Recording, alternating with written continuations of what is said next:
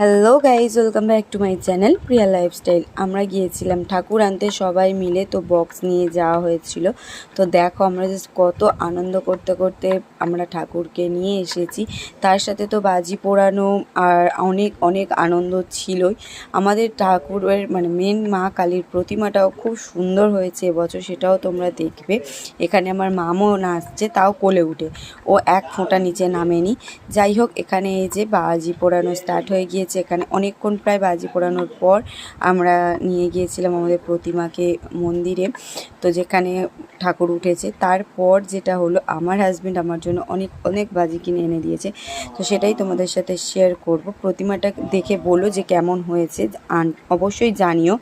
আর এই যে আমার হাজব্যান্ড এতগুলো বাজি এনে দিয়েছে, কি কি বাজি এনেছে না এনেছে সেটা তোমাদের নেক্সট ব্লগে অবশ্যই জানাবো। সেটা জানতে হলে চ্যানেলটাকে like, comment, share and subscribe করে দিও। টাটা।